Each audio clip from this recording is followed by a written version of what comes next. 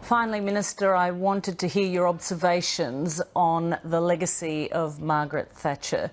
Do you agree with John Howard's views expressed today that she was the greatest British leader since Winston Churchill?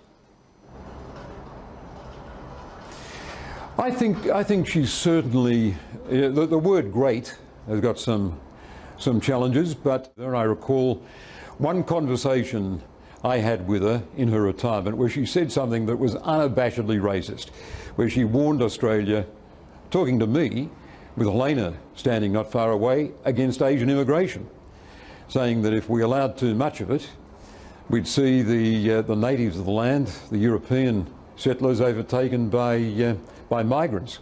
I couldn't believe it. It reminded me that despite, yes, her greatness on those big questions, role of the state, the evil nature of communist totalitarianism, there was an old-fashioned quality to her that was entirely out of touch and probably explained why her party removed her in the early 90s. You must have been extremely taken aback by those comments, not to mention Helena, as you say. I was astonished. No, Helena fortunately was out of earshot, but I remember one thing she said as part of that conversation. She said, "You'll end up like Fiji." She said, I like Sydney, but you can't allow the migrants, and in context she meant Asian migration, to take over. Otherwise you'll end up like Fiji, where the Indian migrants have taken over. And I was so astonished I couldn't think of an appropriate reply. I think we moved on to other subjects pretty quickly. But I don't say that in any way to diminish the respect I felt for her because of the boldness of political leadership. She deserves credit for that, and that should be uppermost in our thoughts today.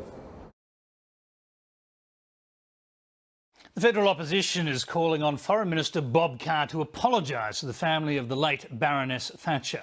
Last night on Lateline, Senator Carr recalled a conversation with the former British Prime Minister in which he suggested Australia should clamp down on Asian immigration. This happened while his Malaysian-born wife was in the room. I recall one conversation I had with her in her retirement where she said something that was unabashedly racist, where she warned Australia, talking to me, with Helena standing not far away, against Asian immigration. For him to